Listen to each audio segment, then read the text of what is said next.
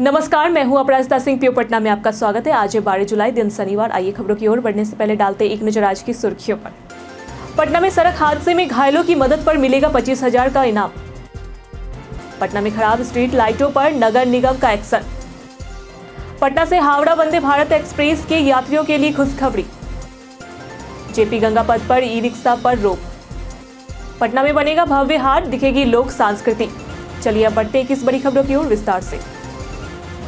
पटना में सड़क हादसे में घायलों की मदद पर मिलेगा 25,000 का इनाम।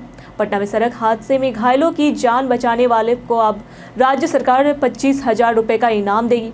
यह निर्णय बिहार सड़क सुरक्षा परिषद की बैठक में लिया गया, जिसकी अध्यक्षता परिवहन मंत्री शीला कुमारी ने की। पहले 10,000 रुपए मिलते थे, अब यह बढ़कर 25,000 कर दिया गया है। साथ ही दुर्घटना पीड़ितों को 1.5 लाख रुपए तक कैशलेस इलाज की सुविधा भी मिलेगी। सड़क सुरक्षा को राज्य की प्राथमिकता मानते हुए ब्लैक स्पॉट पहचान, ट्रैफिक पार्क और महिला ड्राइविंग स्कूल की योजना भी बनी है। पटना में खराब स्ट्रीट लाइटों पर नगर निगम का एक्शन। पटना नगर निगम ने शहर में खराब स्ट्रीट लाइटों को लेकर बड़ी कार्रवाई करते हुए संबंधित एजेंसी पर 19 करोड़ रुपए का जुर्माना लगाया है।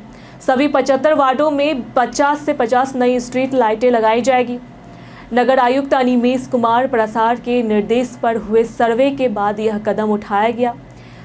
ESL 31 जुलाई तक सभी लाइटें उपलब्ध कराएगा। 15 अगस्त तक शहर की सभी गलियों और सड़कों पर रोशनी की व्यवस्था पूरी करने का लक्ष्य तय किया गया है। मरम्मत कार्य भी रोजाना जारी रहेगा। पटना से हावड़ा वंदे भारत एक्सप्रेस के यात्रियों के लिए खुशखबरी। भारतीय रेलवे ने पटना से हावड़ा वंदे भारत एक्सप्रेस में कोचों की संख्या 16 से बढ़ाकर 20 कर दी है। यह बदलाव 11 जुलाई से लागू होगा, जिससे त्योहारों और श्रावणी मेले के दौरान यात्रियों को अधिक सुविधा मिलेगी। ट्रेन संख्या 22348 और 22347 अब अधिक यात्रियों को हाई स्पीड यात्रा का लाभ दे सकेगी। इसके अलावा रेलवे ने श्रावणी मेला को देखते हुए 4 जोड़ी विशेष ट्रेनों की भी घोषणा की है, जो आरा से कटिहार और रांची से देवघर व भागलपुर के बीच चलेगी, ताकि श्रद्धालुओं को यात्रा में सुविधा मिले। जेपी गंगा पथ पर ई रिक्शा पर रोक। जेपी गंगा पथ पर ई रिक्शा के परिचालन पर रोक लगा दी गई है, क्योंकि इनकी धीमी रफ्तार और ओवरलोडिंग से हादसों की आशंका रहती है। दीघा गोलंबर से कुर्जी तक 2 किलोमीटर लंबा पार्किंग एरिया बनेगा, जहां 600 वाहनों की निःशुल्क पार्किंग होगी। पार्किंग क्षेत्र में वाहनों की गति 40 किलोमीटर घंटा से अधिक नहीं होगी। शहर के 10 प्रमुख स्थलों को वेंडर फ्री जोन बनाने की योजना भी तैयार हो रही है। पटना में बनेगा भव्य हाट, दिखेगी लोक संस्कृति। पटना के गांधी मैदान स्थित सभ्यता दौर के पास 48.96 करोड़ रुपए के लागत से 3 मंजिला आधुनिक हाट का निर्माण हो रहा है। यह इंपोरियम बिहार राज्य पर्यटन निगम द्वारा 24 महीनों में बनाया जाएगा। इसमें parking, restaurant, game zone, fire safety, CCTV, solar system जैसी आधुनिक सुविधाएं होगी। इस हाट में मधुबनी, मंजूसा, टिकुली, सिक्की, सुजनी, पत्थर शिल्प जैसी पारंपरिक कलाओं का प्रदर्शन होगा, जिससे राजधानी को सांस्कृतिक और व्यापारिक पहचान मिलेगी। यह हाट प्राचीन मगध की विरासत को भी दर्शाएगा। पटना समेत राज्य के स्कूलों में ट्रैफिक नियम शिक्षा। बिहार सरकार ने पटना और राज्य के सभी सरकारी स्कूलों के बच्चों को ट्रैफिक नियमों और सड़क सुरक्षा के बेसिक टिप्स देने का निर्णय लिया है। बिहार शिक्षा परियोजना परिषद के निर्देश पर स्कूलों में चेतना सत्र आयोजित किए जाएंगे, खासकर राष्ट्रीय राजमार्ग और मुख्य सड़कों के नजदीक के स्कूलों में। यह पहल पटना के 10 स्कूलों में किए सर्वे के आधार पर हुई है, जिसमें बच्चों की सड़क सुरक्षा की समझ कम पाई गई। देश में सड़क दुर्घटनाओं में 45 मिनट में 31 बच्चों की मृत्यु होती है, इसलिए यह जागरूकता अभियान बेहद जरूरी है।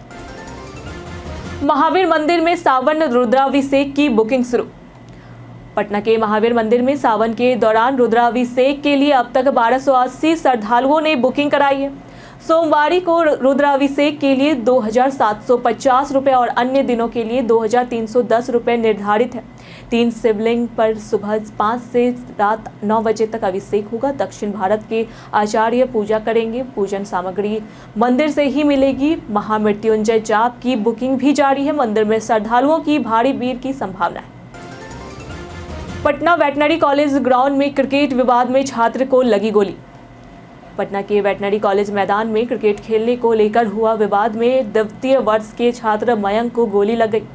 गोली उसकी अंगुली में लगी और उससे अस्पताल में भर्ती कराया गया। घटना बाहरी युवकों से हुआ है, झगड़े के बाद हुए, जिन्होंने फायरिंग की और फरार हो गए। छात्रों ने सुरक्षा की मांग को लेकर धरना शुरू कर दिया है। पुलिस ने खोखा बरामद कर जांच शुरू कर दी है और आरोपियों की तलाश जारी है।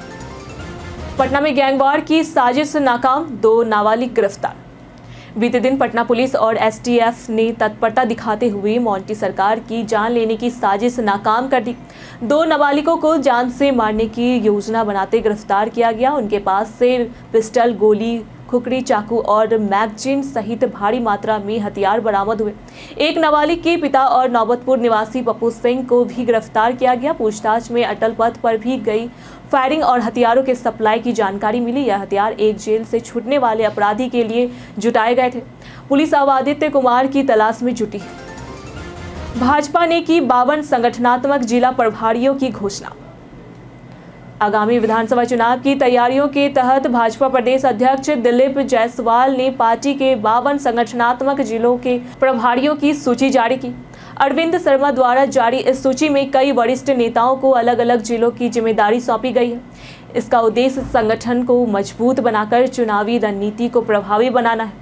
बगहा से लेकर पटना महानगर तक सभी जिलों में प्रभारी नियुक्त किए गए हैं। पार्टी अब हर जिले में संगठनात्मक कार्यों को तेज करने की दिशा में आगे बढ़ रहा है। पटना का फील्ड अस्पताल अब पूरी तरह कोरोना मुक्त। पटना के नालंदा मेडिकल कॉलेज में 100 बेड वाला फील्ड अस्पताल कोरोना मुक्त घोषित किया गया है। पहले यह कोरोना मरीजों के लिए था, लेकिन अब औषधि विभाग को समर्पित कर दिया गया है। विभाग के कुल 200 बेड की व्यवस्था हो गई है, जिसमें पुराने भवन में 8 बेड की आईसीयू में शामिल है। अस्पताल में लिफ्ट, रैंप, पानी, जनरेटर जैसी सुविधाएं विकसित की जा रही है। जल्द ही मरीजों की भर्ती की प्रक्रिया शुरू होगी और सभी बेड पर ऑक्सीजन सहित आवश्यक चिकित्सा सुविधाएं उपलब्ध होगी।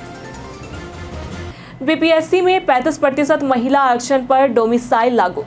बिहार सरकार के नए फैसले के तहत बीपीएससी की सभी भर्तियों में 35% महिला क्षैतिज आरक्षण का लाभ अब केवल बिहार की मूल निवासी महिलाओं को मिलेगा। बीपीएससी ने इसका आदेश जारी कर दिया है। यह नियम उन परीक्षाओं पर भी लागू होगा जिनकी परीक्षा हो चुकी है लेकिन रिजल्ट बाकी है। यह आरक्षण राज्य स्तरीय से लेकर अधीनस्थ सेवाओं तक सीधी नियुक्तियों पर लागू होगा। यदि सीटें खाली रह जाती है तो उन्हें सुरक्षित रखा जाएगा। इससे बिहार की महिला उम्मीदवारों में उत्साह बढ़ा। मुकेश सहनी ने चुनाव से पहले खेला दांव। विकासशील इंसान पार्टी प्रमुख मुकेश सहनी ने विधानसभा चुनाव 2025 से पहले मल्लाह समुदाय को लुभाने के लिए बड़ा ऐलान किया। मछुआरा दिवस पर उन्होंने कहा कि सरकार बनने पर लीन सीजन में मल्लाहों को हर महीने 5,000 की आर्थिक सहायता दी जाएगी। सहनी ने उन्हें नीली क्रांति का नायक बताते हुए नीति में भागीदारी का अधिकार बताया। साथ ही उन्होंने मतदाता पुनरीक्षण कार्य को गरीबों के खिलाफ साजिश बताकर उसका विरोध करने को ऐलान भी किया। बिहार में रोजगार मेला। बिहार सरकार ने तकनीकी दक्ष बेरोजगार युवाओं के लिए 10 से 15 जुलाई तक 6 दिवसीय मेगा जॉब फेयर का आयोजन किया है। दशरथ मांझी श्रम संस्थान में 80 नामी कंपनियां ऑन स्पॉट नियुक्ति दे रही है। 50,000 से अधिक युवाओं ने पंजीकरण कराया। यह मेले तकनीकी, गैर तकनीकी, 10वीं, 12वीं, डिप्लोमा, बीटेक आदि योग्यता वाले युवाओं को नौकरी देने का अवसर प्रदान कर रहा है। लक्ष्य 10,000 से अधिक युवाओं को रोजगार देना है। बिहार वोटर लिस्ट रिवीजन विवाद। बिहार विधानसभा चुनाव से पहले मतदाता सूची पुनरीक्षण को लेकर विवाद बढ़ गया है। सुप्रीम कोर्ट के बाद अब पटना हाईकोर्ट भी इस पर याचिका दायर हुई है। याचिकाकर्ताओं ने चुनाव आयोग पर नागरिकता की जांच का अधिकार न होने का तर्क दिया है। सुप्रीम कोर्ट ने आयोग से जवाब मांगा है और कहा है कि नागरिकता की जांच गृह मंत्रालय का कार्य है। हालांकि कोर्ट ने फिलहाल मतदाता सूची पुनरीक्षण की प्रक्रिया जारी रखने की अनुमति दी। बिहार में गाद प्रबंधन नीति से मिलेगी बाढ़ से राहत। बिहार को हर साल बाढ़ से राहत दिलाने के लिए गंगा, कोसी समेत अन्य नदियों पर गाद प्रबंधन नीति बनेगी। केंद्र सरकार ने इसकी मंजूरी दी है। रांची में पूर्वी क्षेत्रीय परिषद की बैठक में यह निर्णय लिया गया है। डिप्टी सीएम सम्राट चौधरी ने बताया है कि जल विभाजन, कटाव रोकथाम, नेपाल से आने वाली नदियों के प्रबंधन पर भी सहमति बनी। सावन में उमानाथ घाट पर श्रद्धालुओं की भीड़। सावन के पहले ही दिन बिहार के उमानाथ घाट पर श्रद्धालुओं की भारी भीड़ उमड़ी। श्रद्धालु रात से ही स्नान के लिए पहुंचने लगे थे। महिलाओं ने गंगा जल से महादेव का अभिषेक किया और कलश यात्रा में भाग लिया। घाट पर हर हर महादेव के जयकारे गूंजते रहे। धार्मिक मान्यता है कि भगवान राम ने यहाँ महादेव की पूजा की थी। सावन भर यहाँ स्नान और जलाभिषेक का विशेष महत्व होता है। पटना से नई दिल्ली अमृत भारत ट्रेन 20 जुलाई से होगी शुरू। पटना से नई दिल्ली अमृत भारत एक्सप्रेस का उद्घाटन 18 जुलाई को प्रधानमंत्री नरेंद्र मोदी ऑनलाइन करेंगे और इसका नियमित संचालन 20 जुलाई से शुरू होगा। यह सुपरफास्ट ट्रेन 130 किलोमीटर घंटा की रफ्तार से पटना से दिल्ली का 1000 किलोमीटर सफर 10 घंटे में तय करेगी। इसमें जनरल और स्लीपर कोच होंगे, एसी कोच नहीं। सुविधा वंदे भारत जैसी होगी, जैसे charging point, CCTV, LED light, bio washroom और सूचना बोर्ड। रिश्वत लेते आवास सहायक का वीडियो वायरल, सहायक ने बताई साजिश। मसौड़ी के निवासियां पंचायत के आवास सहायक शिव कुमार का रिश्वत लेते वीडियो वायरल हुआ है। वीडियो में सहायक को पैसे लेते देखा गया, जबकि उन्होंने इसे बदनाम करने की साजिश बताया है।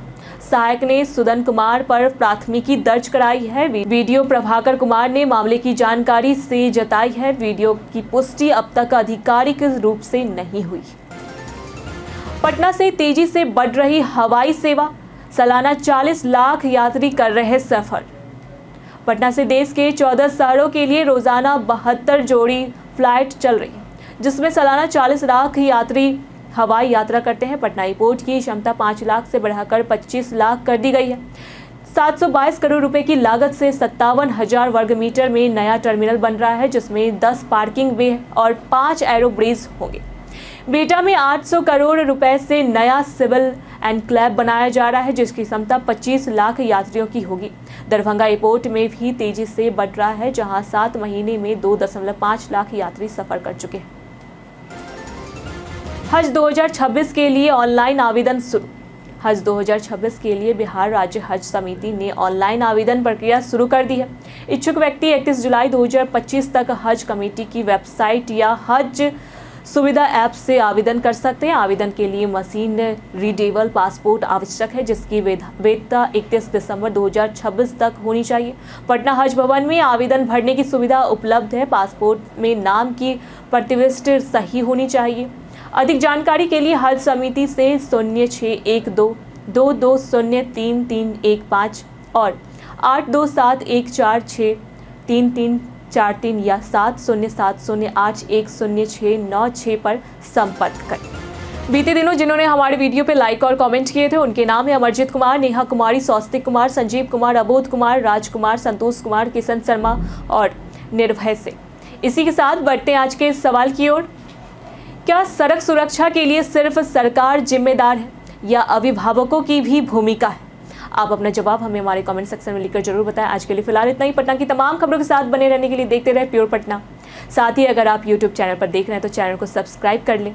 साथ ही अगर आप फेसबुक पेज पर देख रहे हैं तो लाइक और फॉलो कर दें।